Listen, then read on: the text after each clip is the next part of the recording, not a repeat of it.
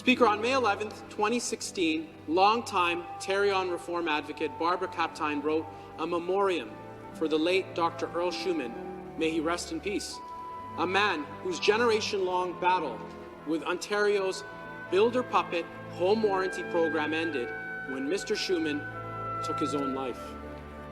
The memoriam informs of a community brought together by a system of enduring consumer protection failure. I will read it to you now. Remembering Earl Shuman. The tragic circumstances surrounding the passing of Earl Shuman last week are one of the reasons I decided to write this piece. For those who didn't know him, he fought for 27 years to rectify injustices he saw in the Ontario government monopoly, Tarion Warranty Corporation, and the abysmal access to justice problems faced by ordinary people trying to get their homes fixed under Tarion and the Licensing Appeal Tribunal. Earl took on the legal establishment by challenging the lunacy of some Tarion case law and its heavy-handed use of the justice system. He explained one of the absurdities to me in this way. If you buy a new home and install a 24-karat gold toilet in it, you're the builder of the home under law because you contributed more than a certain dollar amount to the home's overall value. So even if you're a dentist, you can be deemed a builder under Ontario law. He called this the Shuman test fraud. Many cases have been decided since his own case years ago following this principle, which sounds like something out of George Orwell's Animal Farm. I met Earl Shuman and his wife at Queen's Park several years ago at one of the many meetings to try to bring transparency and accountability to Tarion. Real reforms have not been made to this government monopoly in over 40 years. Builders' interests are best understood by policymakers. Consumers are often labeled unscrupulous troublemakers, whiners, or malcontents who wouldn't be happy with the Taj Mahal. Builders, on the other hand, are politically well-connected. They have the loudest microphones, the deepest pockets, and lobbyists and lawyers to make their views well understood by policymakers. Earl was engaged in a Sisyphean task up against these Goliaths, rolling a huge rock uphill only to have it come crashing back down on him each time.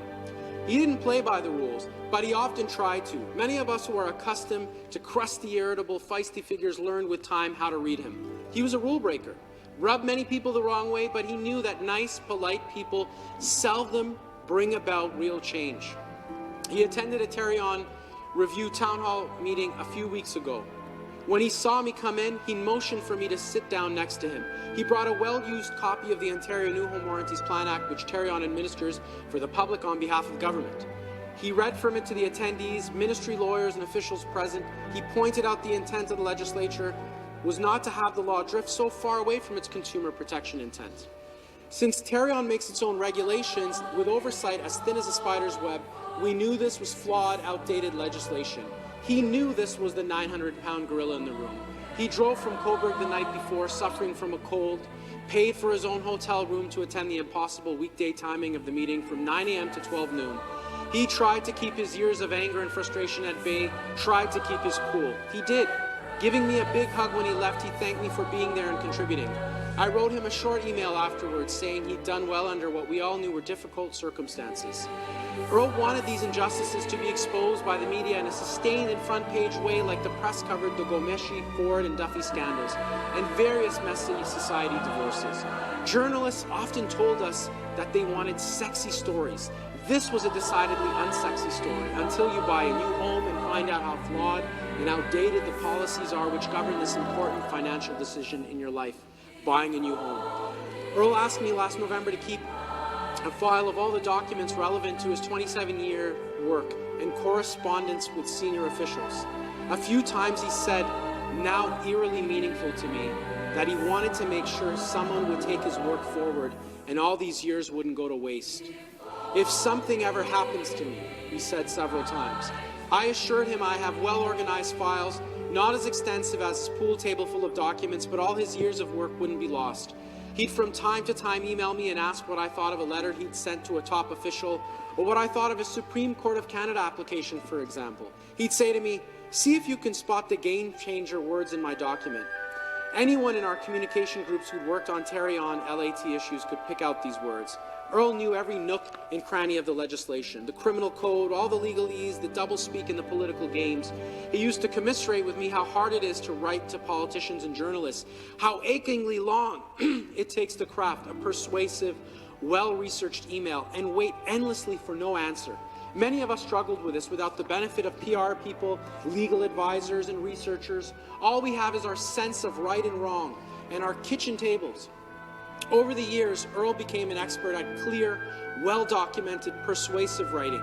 Though his style was lengthy, he mastered it. I suggested he write a book and use social media to his advantage.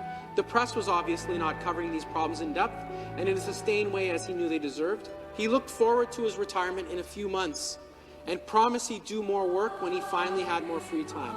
Then you will really see me fly, he told me in February. A few months ago, he retired.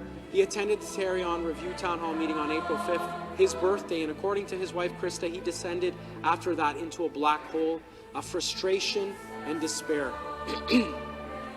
The news of his sudden death and the circumstances surrounding it, described to me by his shaken wife, caught me off guard and made me cry like a grade school kid.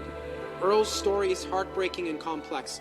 He worked on justice and consumer protection issues for almost 30 years. Many of the injustices he exposed are still festering, some getting much worse. To many consumers who continue to suffer under builder bias policies administered by a monopoly claiming it's protecting consumers while protecting the builders it's supposed to regulate. Earl and Krista drew together a communication group of concerned, determined consumers to fight reforms to Tarion, the LAT, and justice. All of us will make sure his 27 years of work were not in vain. To the Ministry of Municipal Affairs housing official who inquired several months ago why these issues were so urgent. Did anyone die? She asked. Well, actually, yes, someone has. Barbara still gets emotional when she talks about Earl. She has said that fighting Tarion is a life-changing experience. That experience ended Earl's life. Speaker, Earl was right in saying that the life-ruining failures of new home warranties don't attract sustained front-page headlines, but we do hear the stories from time to time. In fact, Earl's own story was covered by the late Christy Blatchford in the National Post on September 15, 2015. It turned out to be a prophetic story, published a mere 8 months before his passing. Earl's story began with the hope of so many new home buyers. She wrote of Earl when he was a newly minted dentist establishing himself in Eastern Ontario. He decided to buy a house, his first and, as it turns out, his only one. Until that point, he'd lived in bachelor apartments and even a shed. He was intending to buy a resale house, but spotted a parcel of land out in the country north of Cobourg, Ontario, with expansive, lovely views, and realized he'd have to find himself a builder. Like so many of us who hear the frustrating stories of Ontario's new home warranty victims, Miss Blatchford was left with many questions. She asked, why did Tarion, which is supposed to police illegal builders, never prosecute the ones who operated illegally for decades and built, among others, Shuman's house?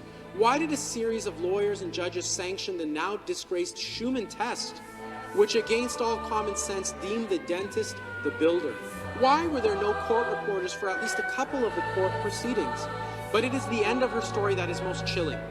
His odyssey really has been Kafkaesque, particularly Kafka's short story called Before the Law, about a man from the country who prays for admittance to the law. Its gates stand open, but there's a doorkeeper, and he won't admit the man from the country, so he stays there, waiting for the okay until he dies. Speaker, learning about new home warranties in Ontario has felt like being unplugged from the Matrix. We've seen that movie. And awakened to an ugly reality. The reality that we live in a province with only a veneer of new home warranty protection. And when problems arise, the system meant to protect can become the enemy itself. Speaker, Earl's story is so compelling that when this government's former MGCS minister declared Tarion to be broken in Port Hope, he did so with Earl's widow, Krista Shuman, at his side. But with the benefit of 44 years of hindsight, has this government finally fixed Tarion? Ms. Shuman relayed her profound disappointment on this bill prior to second reading. My family was hopeful for long overdue change when the 2017 report by Justice Douglas Cunningham and more recently by the Ontario Auditor General Bonnie Lysyk only a few months ago were released. These reports clearly indicate the dysfunction of Tarion because of its monopoly and its preferential treatment of the home building industry over Ontario homeowners, with thousands of legitimate claims ignored and dismissed.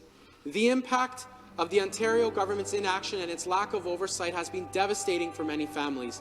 It is extremely disappointing 1 year after the former minister's announcement of their promise to correct Ontario's new home warranty program, and that not enough has been done.